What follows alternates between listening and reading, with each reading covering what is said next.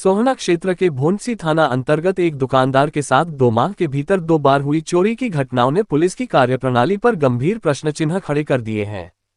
पीड़ित दुकानदार का आरोप है कि चोरी की घटनाओं पर कार्रवाई करने के बजाय पुलिस ने उसके साथ असंवेदनशील और अपमानजनक व्यवहार किया, जिससे व्यापारियों में भारी रोष व्याप्त है।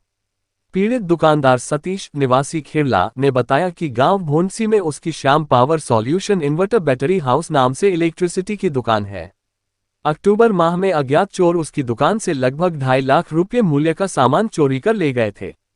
इस घटना के बाद भी वह किसी तरह अपने व्यवसाय को संभालने का प्रयास कर रहा था कि 10 दिसंबर को एक बार फिर अज्ञात चोरों ने उसकी दुकान को निशाना बनाया और लगभग 2.5 लाख रुपये का सामान चोरी कर फरार हो गए। दुकानदार सतीश का आरोप है कि जब वह दूसरी चोरी की शिकायत लेकर भोंसी थाने पहुंचा तो थाना प्रभारी ने उसे पहले चोरी के मामले की महिला जांच अधिकारी के पास भेज दिया। वहां जांच अधिकारी ने उसकी शिकायत गंभीरता से लेने के बजाय कथित रूप से कहा, मुबारक हो, दूसरी बार आपकी चोरी हो गई। आप व्यापारी हैं, आपको इससे कोई फर्क नहीं पड़ता। इस टिप्पणी से वह अत्यंत आहत हुआ और उसे लगा कि पुलिस उसकी पीड़ा को समझने के बजाय उसका मजाक उड़ा रही है। पीड़ित का कहना है कि प्रदेश के पुलिस महानिदेशक डीजीपी द्वारा स्पष्ट निर्देश दिए गए हैं कि पुलिसकर्मी पीड़ितों से सम्मानजनक और संवेदनशील व्यवहार करें, लेकिन भोंसी थाने में इन आदेशों की खुलेआम अवहेलना की गई है। दुकानदारों का आरोप है कि पुलिस चोरी की घटनाओं का खुलासा करने में पूरी तरह विफल रही है और पीड़ितों को न्याय दिलाने के बजाय उन्हें हतोत्साहित किया जा रहा है। सतीश ने बताया कि दोनों चोरी की घटनाओं में पुलिस ने मामला दर्ज तो किया है, लेकिन अब तक किसी भी प्रकार का सुराग नहीं लगाया जा सका है। फिलहाल यह मामला सीआईए सोहना को सौंप दिया गया है, लेकिन पीड़ित को अब भी न्याय की प्रतीक्षा है।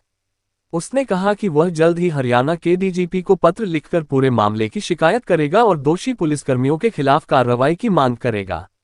वहीं इस संबंध में भोंसी थाना प्रभारी सुरेंद्र ने बताया कि मामले की जांच जारी है और वर्तमान में ये प्रकरण सीआईए सोहना द्वारा देखा जा रहा है। उन्होंने आश्वासन दिया कि शीघ्र ही आरोपियों की पहचान कर उन्हें गिरफ्तार किया जाएगा। महिला जांच अधिकारी के व्यवहार को लेकर पूछे गए प्रश्न पर थाना प्रभारी ने कहा कि उन्हें इस विषय में कोई जानकारी नहीं है। नजर हरियाणा तक के लिए संजय राघव की रिपोर्ट। मेरी दुकान में सबसे पहली चोरी हुई 31/10/2025 को। उस टाइम मैंने 112 पे कॉल करी, पुलिस आई, उन्होंने सरला मैडम का नंबर दे दिया।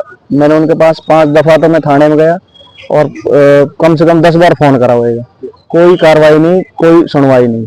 उसके बाद 1.5 महीने के अंदर अंदर ही 10 दिसंबर 2025 को दोबारा मेरी दुकान में चोरी हुई है और मैं फिर दोबारा ऐसे 112 पे कॉल करी है। उसके बाद भाई साहब पहुंचे हैं, उन्होंने अपना आईओ का नंबर दिया, हरीश भाई साहब दुकान पे आए हैं, उन्होंने फिंगरप्रिंट वाले बुला करके उन्होंने सारी चीज देखी है। उसके बाद जब मैंने उनको बोला कि मैं मुकदमा दर्ज करा दो, तो वो कह रहे हैं कि बोला मैं कहीं बाहर हूँ और आप जाके एसएचओ को या मुनीम को एफआईआर करा दो। ठीक है, मैं जब वहां पहुंचा तो पिछली वाली जो हमारी आई थी उन मैडम को मैंने बोला, मैंने कि मैम आप पहुंचे नहीं, मैंने कि मेरे साथ दोबारा हादसा हो गया। तो वो कहती है मुबारक हो, आप पे क्या फर्क पड़ रहा है, आपने तो बोला बिजनेसमैन आदमी। और उस दिन से और आज तक मतलब कोई कार्रवाई नहीं है, कोई मेरे पास खबर नहीं है किसी प्रकार की और मैं बड़ा परेशान हूँ। ठीक है, पुलिस इस तरह कहती है, सहयोग कितना सहयोग मिला आपको? कोई सहयोग नहीं है पुलिस प्रशासन का। एसएचओ साहब ने सिर्फ मुकदमा दर्ज जरूर कराया, उसके बाद मेरे पास कोई खबर नहीं है।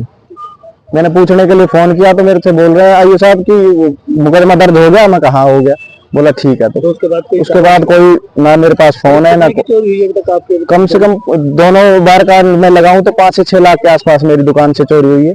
उसका अभी तक मुझे कोई भी मतलब ना तो क्लू मिला है, ना कोई मेरे को प्रशासन से कोई सपोर्ट मिली है।